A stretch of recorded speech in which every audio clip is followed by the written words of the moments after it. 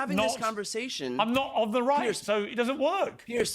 Pierce, we're having this conversation. And what's going on, you guys? Today we have Brian Tyler Cohen on the Piers Morgan panel. Tomi Lahren is on the panel as well. Brian Tyler Cohen and Piers get into it. Let's watch.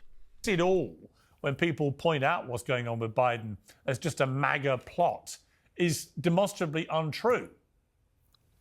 Pierce, thank you for having me, first of all. Second of all, I was literally in the room. I was there. I was at that event at the Peacock Theater at LA Live. Joe Biden was doing what he always does, which is just waving at the crowd. He has a long history of working rope lines ad nauseum.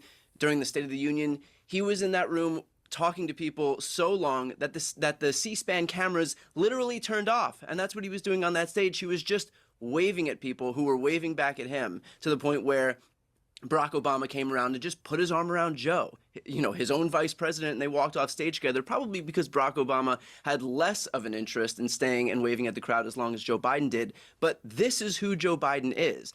With that said, I understand why people like Tomi Lahren and the right more broadly have a vested interest in perpetuating this idea that Joe Biden is in the throes of cognitive decline. Yeah, but I don't have one, Brian. I don't have that vested interest. In fact, I've only ever had one. I had one conversation with Joe Biden in my life. After Beau Biden died in 2015, I wrote a column saying he was a fantastic guy, used to come on my show a lot at CNN, and how sad it was and that America may have lost, without even knowing it, someone who could have been one of the great presidents of the country. I really felt Beau was on a fast track to the top, but it was a tragedy. And I had an amazing call from Joe Biden out of the blue. But I can tell you two things. In that conversation, he was incredibly open and honest with me about it all.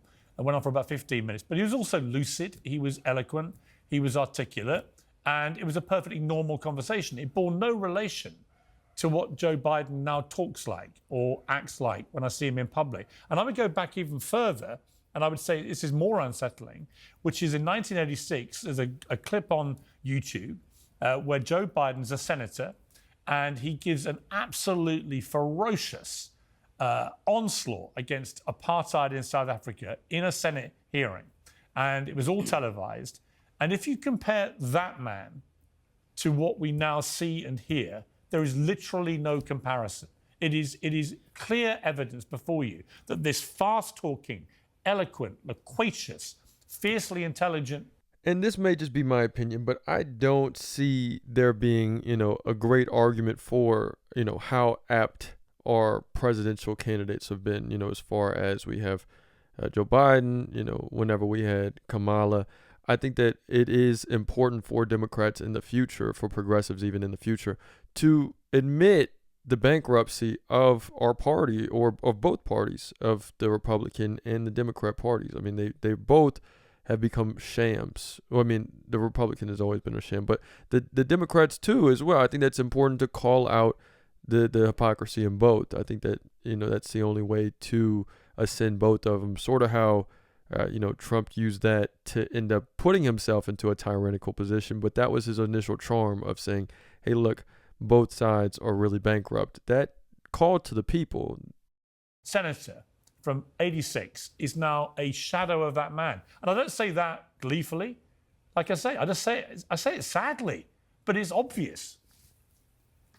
Pierce, everybody ages. Joe Biden has obviously aged. But we're not all president of the United States, are we? Is he as fast as he used to be? Of course not. But here's what I would offer in rebuttal to that is we're sitting here wondering if Joe Biden has the ability to do the job that he is literally doing right now and doing more effectively than any president in our lifetime. Why is his poll rating so terrible then? Pierce, is he too old to have added 15 million jobs to the economy? Is he too old to have reached our stock market to a record high? Is he too old to have brought inflation down to its target 3%? Is he too old to have brought wages up to exceed inflation? Is he too old to have signed the American Rescue Plan, the Inflation Reduction Act, the gun safety bill? All of these things, he is this old. If he's so great, why is his approval rating at a record low? Why is he now losing in most polls in almost all the swing states? And why are alarm bells? Well, I'd say 1/3 thing. Why are 2/3 of Democrats also of the belief he's too old to carry on with the job?